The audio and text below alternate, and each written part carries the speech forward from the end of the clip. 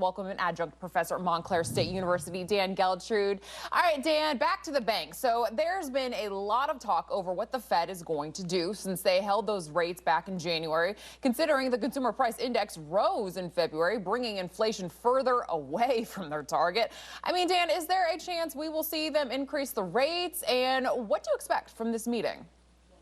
Well, my bet here is that the Fed will do nothing, which is probably the right decision. Yes, we have inflation rising somewhat slightly, but just keep in mind that it's still going up just at a slower pace than it had been before. So I see the Fed holding off at least until the second half of this year, unless there's some type of major event. I would not be surprised if the Fed did nothing for the entire year, but we'll have to wait and see how events play out. Yeah, it is certainly a waiting game.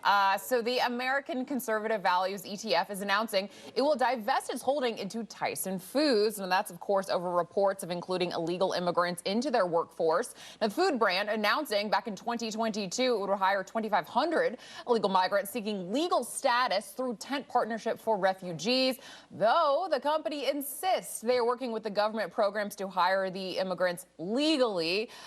Dan, do you think Tyson is favoring foreign labor over American jobs? Well, of course, the company is claiming that they are not blocking any American citizens or anybody who's here legally from getting a job. Look, this is a tough issue. You and I have talked about this. We need legal immigration, right. So we have to fix the system. There are people that want to come here, work, pay their taxes, and not take from the system. And maybe that's what's happening at Tyson.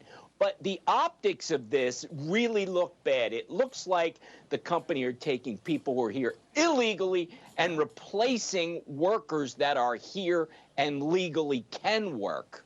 Yeah, Dan, optics are horrendous right now, especially we're entering tax season right now, and to think of somebody having a job and not having to pay taxes on their salary just, I think, infuriates me and probably every other person in the country. So let's move on a little bit. So Bentley Motors delaying its commitment to go all EV by the end of this decade due to a delay in its very first EV and changing market conditions. That's what they're calling it. So the company claiming software issues and difficulty in the vehicle's architecture have delayed the rollout of its first all-electric model, which was originally set to come out just next year. But Dan, we talk about this all the time. Car companies going back on those pledges for all electric due to lack of drive among consumers to buy them, the lack of infrastructure.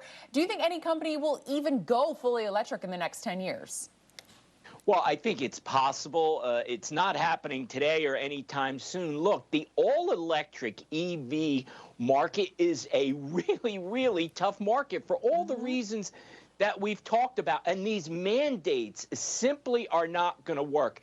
You know what I think? I think that hybrids are the answer for right now. It's kind of that interim step, and that's where I think companies should be focusing right now. And eventually we will evolve, but that's not going to be for a while. No, definitely not. The infrastructure is not there, and people do not want to be told what to do, what vehicles that they have to buy. Nobody wants that. Dan Geltrude, thank you so much for joining us this morning. It is always a pleasure to have you on.